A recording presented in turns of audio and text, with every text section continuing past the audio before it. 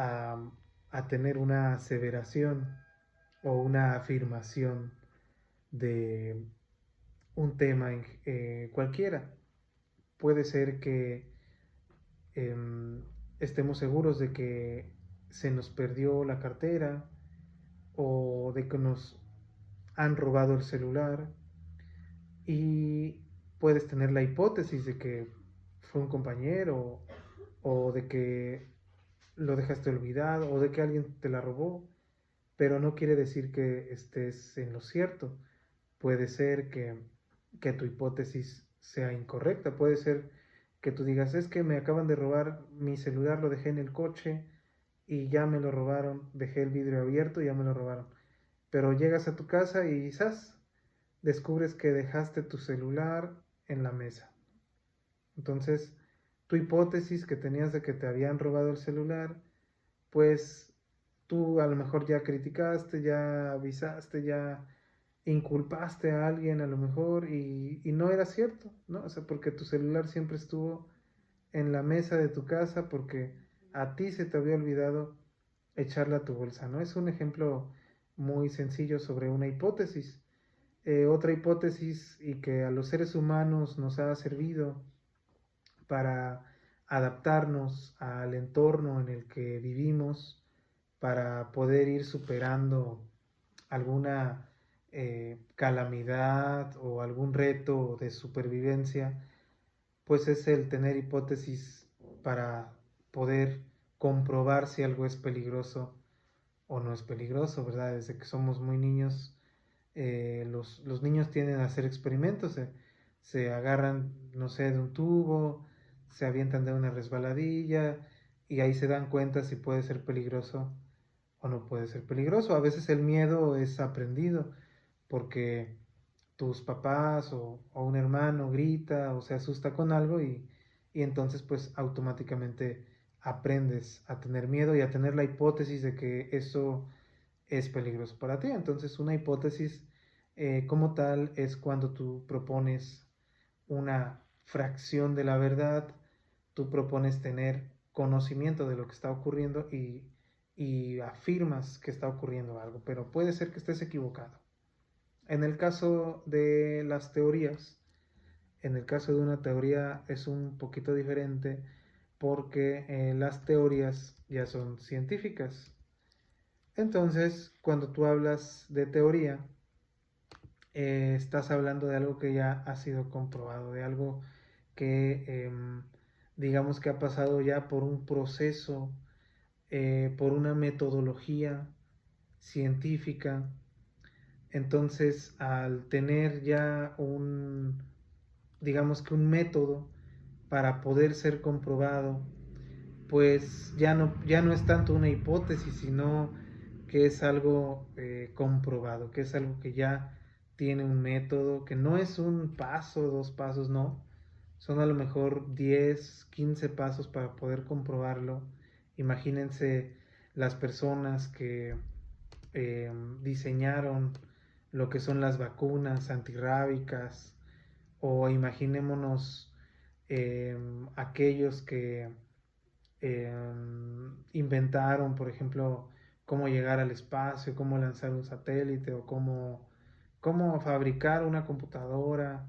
Pues todo eso no es nada más por ensayo, bueno, sí es ensayo y error, pero también es un método científico. Entonces, cuando hablamos de teorías, es muy común confundir la teoría con la hipótesis. Piensan que cuando dices que es teoría, en teoría, bueno, es que si es teoría es entonces ya comprobado, es que ya hubo un método, ya hubo experimento, ya lo pusieron en práctica ya en Cuba, lo pusieron en práctica en Colombia y funcionó, y aquí, pues entonces también debería funcionar, ¿no? O lo pusieron en práctica en Dinamarca, en Noruega, Estados Unidos, y si allá funcionó y ya es un método, pues ya es teoría, teoría administrativa, teoría de administración de la calidad, teoría evolutiva, teoría de los planetas, teoría del sistema heliocéntrico, teoría de la gravedad, es decir, ya es algo que ya está comprobado y pues ya muy difícilmente se podría echar para atrás porque ya hay muchos métodos, constantemente hay personas aplicando métodos para poder ocupar esa teoría. Entonces, aquí la diferencia entre hipótesis y teoría. Yo puedo tener muchas hipótesis, diariamente genero muchas hipótesis en mi cerebro, otros lo llaman ansiedad, pero bueno, en este sentido llegamos a un tema importante que se llama paleontología evolutiva.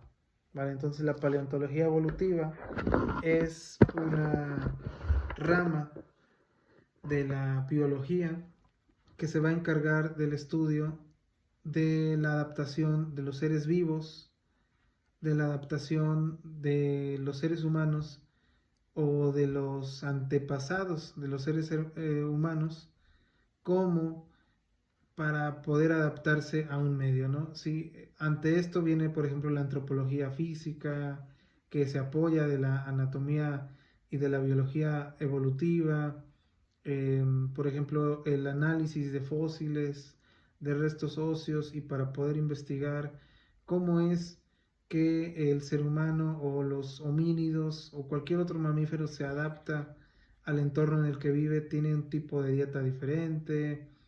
Hay, por ejemplo, seres humanos que se alimentan de carne blanda, pues la dentadura es diferente.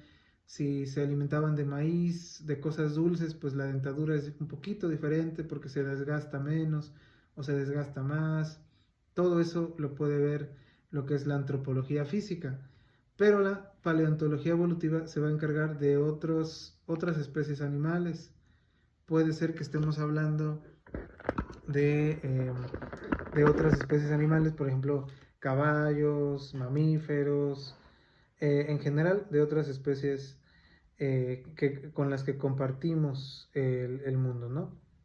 Entonces, cuando hablamos de paleontología evolutiva, esto nos va a ayudar a descubrir que existe una teoría de la evolución que en algún momento fue justificada, fue estudiada por este científico, o bueno, sí, por este científico que si reconocen a Darwin,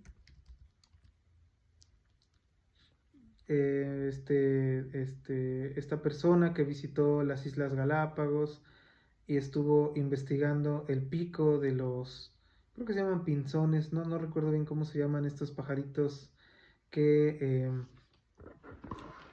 digamos que unos tenían el pico más pequeño, otros tenían el pico más grande, pero eran de la misma especie o prácticamente de la misma especie.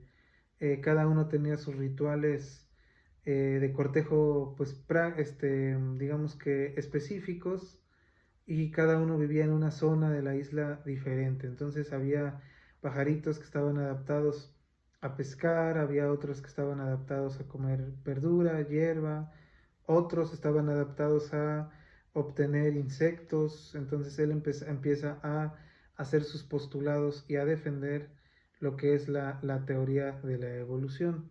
Hubo otros precursores más adelante, no fue el primero, de hecho Aristóteles ya hablaba sobre la adaptación y sobre los cambios físicos que tenían los animales de acuerdo a su entorno y de acuerdo a su sobrevivencia y de acuerdo a la herencia también que tenían, por ejemplo, para poder seguir su especie, su prole. Entonces, esto no es tan nuevo, esto pues ya desde la antigua Grecia esto ya se estaba investigando. Bueno, a todo esto, pues vamos a hablar un poquito sobre lo que es la genética y la evolución, aunque ya hemos hablado cómo se da el traslado del ADN por parte de lo que es pues vamos a ponerlo así, por parte de lo que es la teoría evolutiva, ¿sí? Ya hemos nosotros visto que hay, por ejemplo, características del ADN que se van heredando en la primera generación o en la segunda generación, y hemos visto el tipo de dominancia que puede existir pues ahora sí que en la reproducción genética. Pero esto, ¿de qué manera influye en la evolución, ¿no? Porque bueno, ya hay una teoría, ya no es una hipótesis, Esto ya es una teoría evolutiva, ¿vale? Entonces, bueno, hay diferentes causas de evolución en la genética de los seres vivos.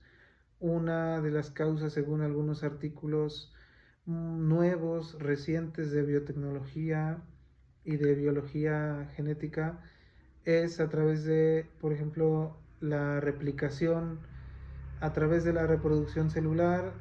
Se da de repente que no se copia bien y se puede dar una mutación o un cambio genético que puede significar un cambio para bien o un cambio para mal. Puede ser que esa especie de repente genere un pajarito un piquito más fino, pero por suerte ese pico más fino le sirve para poder capturar animalitos que estaban escondidos en las grietas, en los hoyitos de los árboles. Entonces pues le genera que crece más fuerte, tiende a tener más, digamos que más facilidad de reproducción, porque las hembras en este sentido pues buscan reproducirse con los machos de la especie que son más aptos, que son más listos, que son más veloces, que son más fuertes. En este sentido pues se puede dar esta adaptación como que le sirvió a este espécimen para poder continuar su genética.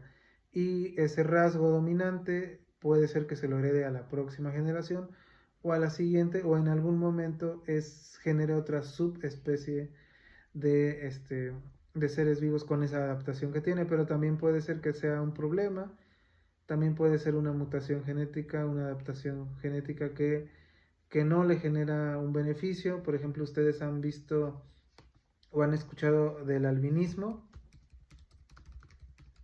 Bueno, en seres humanos es curioso, a lo mejor para algunos coleccionistas de animales, pues les parece bonito el albinismo, pero en su hábitat natural, los seres vivos que sufren que no, bueno, sí, sufren o padecen el albinismo, no es una enfermedad, sino que es una condición genética que tienen estos seres vivos, eh, mamíferos, reptiles, incluso insectos y otros animalitos. Y lo que pasa es que pues no tienen pigmentación.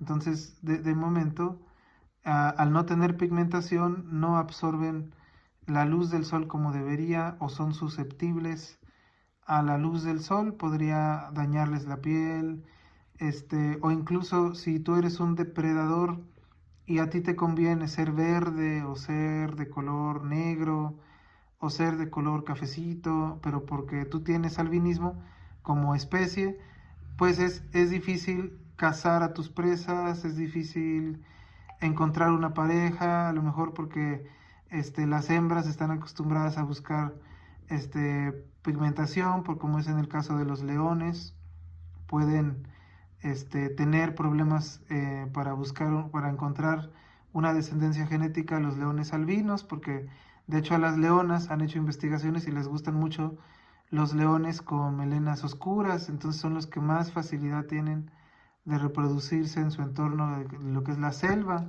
¿no? Entonces, bueno, no la selva, la sabana, ¿no? Entonces, eh, en este sentido, pues es un poquito difícil para los animalitos que tienen esta adaptación, pues vivir, ¿no? Son desplazados, entonces pueden tener alguna complicación. Eso en el caso del albinismo, que es una característica genética, pero pues hay muchísimas características genéticas. Hay especies que nacen con las piernas cortitas o con, no sé, los dientes un poco más frágiles o las garras más largas, no sé, alguna característica genética que puede ser una adaptación por mutación. Apenas vamos en la parte de la mutación. Todavía nos falta la selección natural, por ejemplo, o la infección a través de que se da este hibridaje, de que se cruzan entre especies o subespecies y dan origen a otras especies más adaptadas. Por ejemplo, vamos a pasar ahora al tema de la selección natural, que ya estamos en el, hablaba en el tema, en el caso de los leones, ¿no? Que esta especie busca, ¿no? El león más fuerte, se pelea, eh, luchan, ¿no? Para tener, para la facilidad de quedarse con las hembras, y las hembras a su vez también eligen, ¿no? A los machos que consideran más aptos para su reproducción. Imaginemos que estamos en la sabana y hablamos de jirafas, por ejemplo, y este ejemplo les gusta mucho a los biólogos, ¿no? Y por ejemplo, imaginen que ¿cuál jirafa creen ustedes que sea la jirafa que mejor se alimente? ¿La que esté más bajita o la que esté más alta? ¿Cuál creen que llegue con más facilidad La a... más alta. Pues sí, en cierta forma pues sí. O bien que sea más chaparrita, más bajita y que pueda comer lo que está en el piso con más facilidad, o bien que sea la más alta que pueda comer con más facilidad. Entonces pues las hembras se van con aquel que está mejor alimentado y pues poco a poco van seleccionando de manera natural a través de 1, 2, 3, 10, 20, 100, 200, 300 generaciones, y pues esta especie tiende a crecer. Se han encontrado, gracias a la paleontología evolutiva, restos de jirafas de, no sé, de hace cientos de miles de años que pues eran más bajitas, ¿no? Eran más chaparritas, era una especie más bajita, y pues esto quiere decir que se fueron adaptando, que fueron evolucionando de manera adaptativa, porque este es otro tipo de evolución que es la evolución adaptativa. También puede haber retrocesos evolutivos, como es el caso de los canes, por ejemplo, de los perritos. Sí, como ustedes saben, los canis domesticus, perritos, estos perritos pues son muy buenos, son una especie que ha sido adoptada por los seres humanos hace miles de años y los hemos ido seleccionando. Entonces, yo no diría que han evolucionado, más bien se han seleccionado artificialmente para que a nosotros nos parezcan más tiernos, bonitos o de acuerdo a sus necesidades. Por ejemplo, si ustedes buscan imágenes de el bulldog inglés de hace 100, 200 años, era totalmente diferente al bulldog de hoy en día. O si ustedes buscan, por ejemplo, este Bull Terry, no, creo que así se llama Bull Terry, el que es cabeza de balón americano. Si ustedes buscan el de hace 100 años, era totalmente diferente al, al de hoy en día, que tiene, ya, o sea, antes no tenía la cabeza de balón americano, antes era un poquito diferente, ¿no? Entonces hemos ido seleccionando a la especie para de acuerdo a nuestras necesidades. Incluso hubo quien hizo cruzas entre estas razas que ya tenían para crear perritos más grandes que pudieran defenderte ante un ataque de un león o un puma o lobos. Hay especies de perros que están diseñados o seleccionados para ese tipo de trabajo, este, pues en algún momento que se necesitó, ¿no? Entonces, de este mismo modo, es comparando el cerebro de un perrito con el de su descendiente más directo, que es el Canis lupus, que es el lobo. Entonces, en el caso del lobo, ¿cuál creen que tenga el cerebro más grande, el lobo o el perro?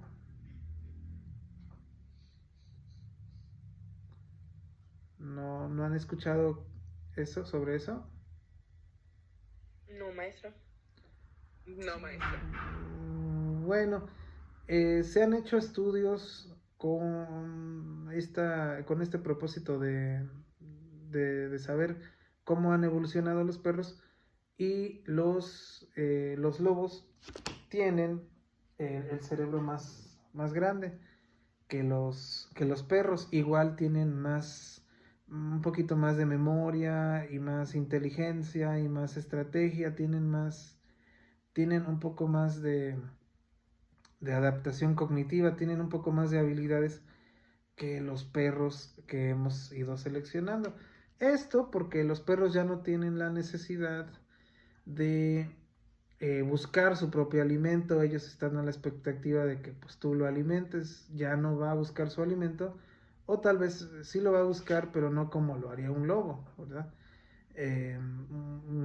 Digamos que pues tiene una necesidad menor de sobrevivir solo porque depende ya de su amo o de su humano, ¿verdad? Entonces, en este sentido, pues el perrito se ha adaptado, ha cambiado de acuerdo a nuestras necesidades, pero él no ha evolucionado como tal, es decir, estaría en riesgo si lo dejamos al aire libre, no tendría las características suficientes para poder sobrevivir en estado salvaje.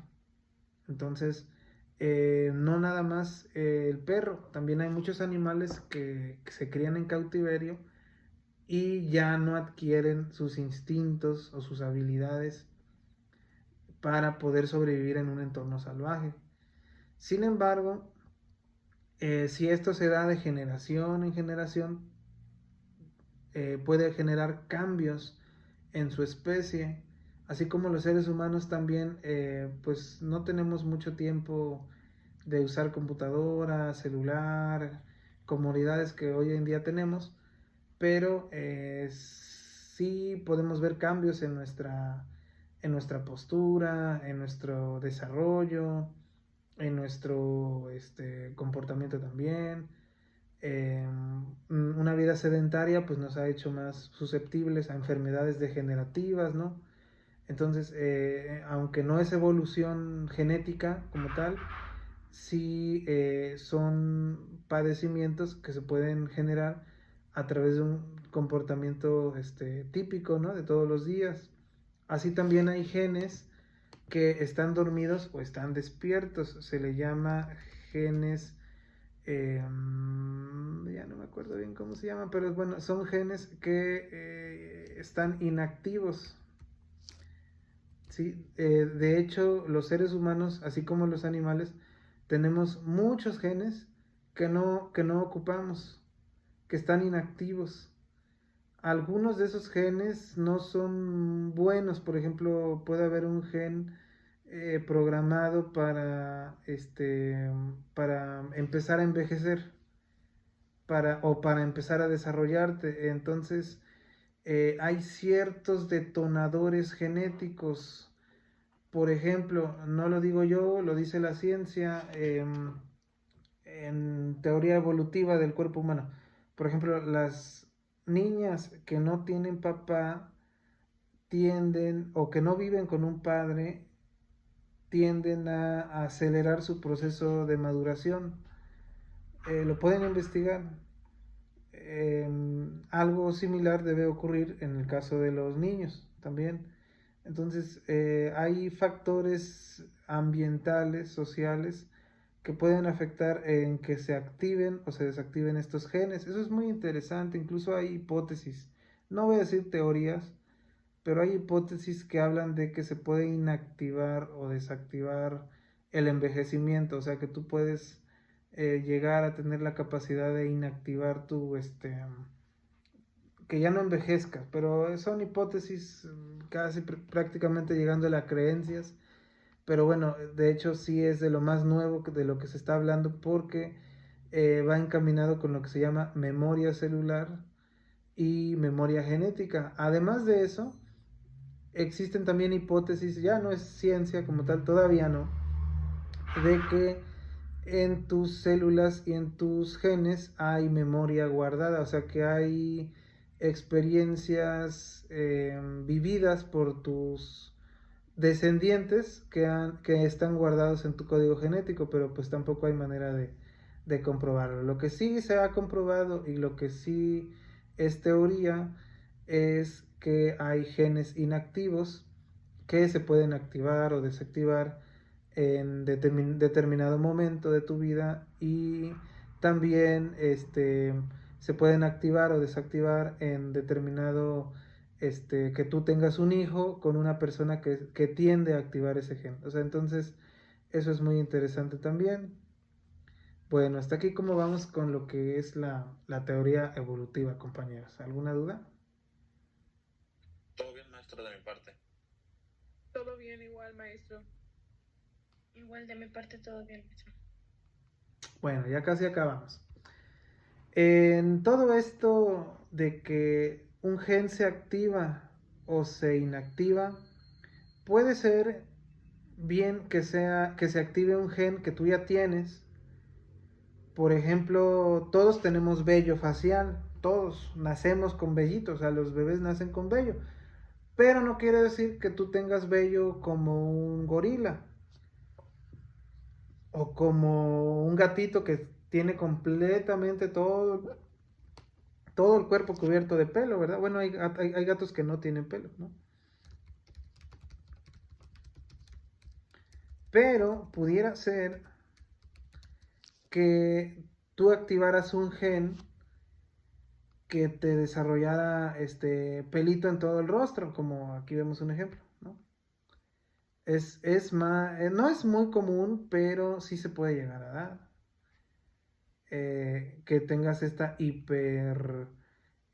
hipertricosis, ¿sí? Que tienes demasiado pelo, tienes demasiado cabello, pero en todo el cuerpo, como si fueras un animalito, vaya. Eso, en realidad pues somos animalitos también nosotros, ¿no? Solo que vivimos en una sociedad, con cultura, con ética, con normas y demás, pero pues bueno, también somos mamíferos, también somos animalitos. Una especie en común, ¿no? Somos seres humanos, ¿no? Entonces, pero por lo tanto, pues el vello a nosotros nos funciona, pero no tenemos, pues, este tipo de, ¿cómo se llama? De genes recesivos. En algún momento, los seres humanos sí necesitábamos de ese pelo, ¿no? Hoy en día, pues ya usamos ropa, ya no tenemos esa característica de que si no tuviéramos pelo nos moriríamos. Seguimos teniendo pelo o cabello, pero no de esta forma, ¿no? Aunque hay personas que pueden llegar a activar un gen recesivo, es decir, un gen que ya no se ocupa, que lo tenemos de hace mucho tiempo atrás, pero ya no lo ocupamos, entonces es un gen dormido. Pero puede nacer una persona que tiene este gen activado y de repente dices tú, no, pues vaya, ¿no? O también cuando nacen con colita, ¿no?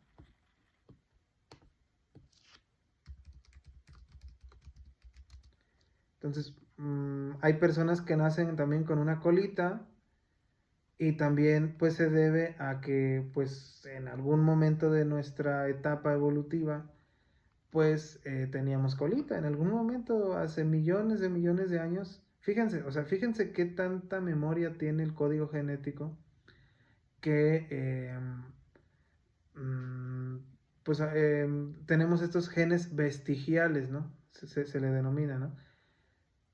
Eh, es común, a veces nacen así los bebés con colita, pero casi siempre los médicos se la extirpan dependiendo cómo se pueda, ¿no? Si se puede o no se puede, ya lo valorarán los médicos. También hay personas, por ejemplo, que nacen con un poquito más de dientes, o que ya nacen con dientitos. Bueno, todo eso tiene que ver con la genética, ¿no? Bueno, ¿hasta aquí alguna duda? De mi parte no, maestro. Bueno, vamos ahora. No, maestro, tampoco de mi parte. Ok, hasta ahora hemos hablado de genes que ya tenemos, que se pueden inactivar o desactivar dependiendo de tu entorno ambiental, cultural, familiar o genético. Ahora vamos a hablar de factores bióticos.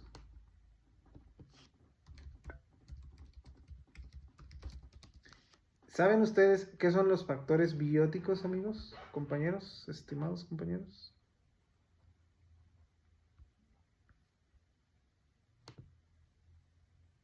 No, maestro. Bueno, todos los factores bióticos son, pues digamos que todo lo natural, ¿sí? Todo lo que hay en el entorno. También, por ejemplo, ¿cómo decirlo? Por ejemplo, las plantas han desarrollado la capacidad de generar frutos. No porque a ellas les gusten los frutos, o sea, en realidad las plantas, ¿para qué genera un fruto una planta?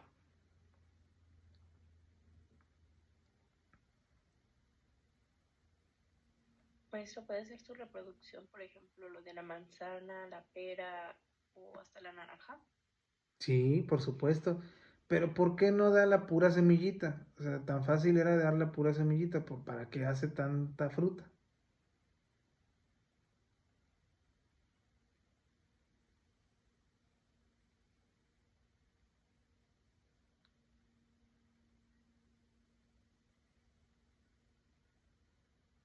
No, nada. No, ¿Cómo no dijo sé. maestro, perdón? ¿Para qué le sirve a una planta dar frutas?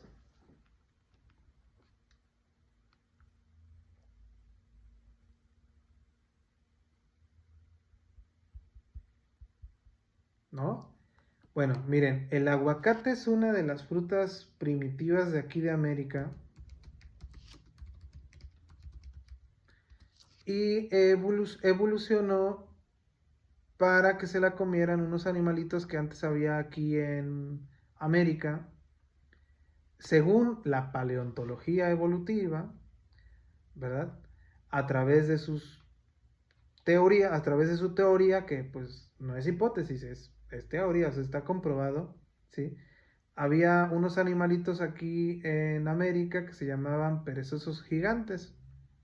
Eran básicamente como un perezoso de esos que había en los árboles, que se cuelgan todavía, que existen los perezosos, pero esos perezosos pues eran gigantes, eran casi como un elefante, ¿sí?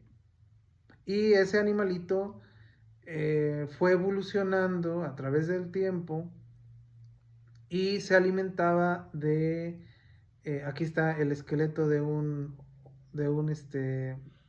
perezoso. Pues sí, tal vez no era del tamaño de un elefante, ¿verdad? Pero era como de un caballo, tal vez de un caballo, ¿no?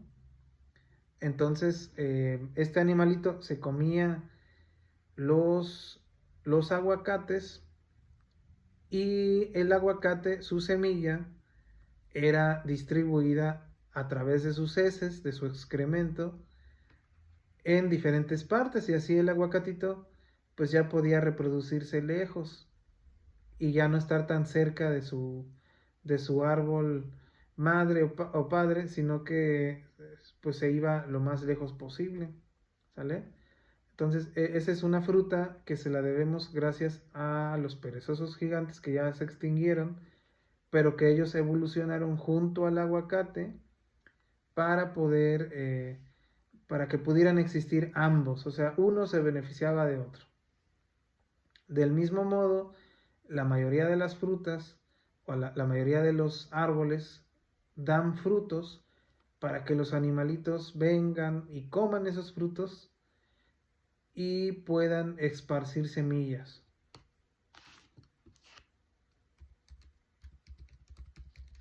De hecho, hay varios animalitos que comen frutas y no digieren totalmente las semillas, sino que solo digieren lo que necesitan y más adelante son ¿cómo se puede decir? Que esparcen las semillas, ¿no? Este mismo caso le ocurre a los pajaritos. También los pajaritos esparcen semillas en diferentes partes de su territorio donde vivan. Entonces, pues, este es un ejemplo de factor biótico que ocasiona pues, las adaptaciones evolutivas de los árboles o de las plantas. Y no nada más de las plantas, sino de todo en general, de todo el ecosistema en general, ¿no? Entonces, todos los factores bióticos son todo lo que sea vivo, todo lo que sea parte de la cadena alimenticia, de, pues, de las bacterias benéficas que existen por ahí, de todo tipo de ser vivo que está adaptado para su sobrevivencia, ¿no? Y los factores abióticos, compañeros, es todo aquello que no tiene vida, todo aquello que pues no necesariamente es parte del ecosistema vivo, sino el entorno en el cual se encuentre, una montaña, el clima, la cantidad de agua que exista en un entorno, ¿sí? Esto va a ocasionar también la evolución de su activación o modificación genética.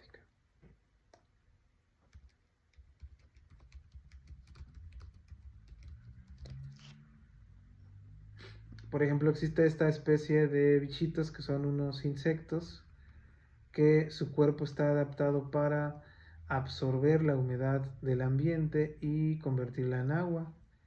Entonces este escarabajo también tiene patitas muy largas para no quemarse en la arena del desierto que pues puede ser peligrosa para él, ¿no? También le sirve para escarbar y para retener humedad, ¿no? Entonces este escarabajo se adaptó a ese entorno y le propinó una evolución genética también gracias a ese factor abiótico que era el propio desierto. Entonces no sé si hasta aquí tengan alguna duda con factores bióticos y abióticos o todo va bien. Todo va bien, maestro. Bueno, compañeros, pues con eso estamos terminando la clase de hoy. Espero que les haya parecido interesante. No sé si alguien quiera comentar algo.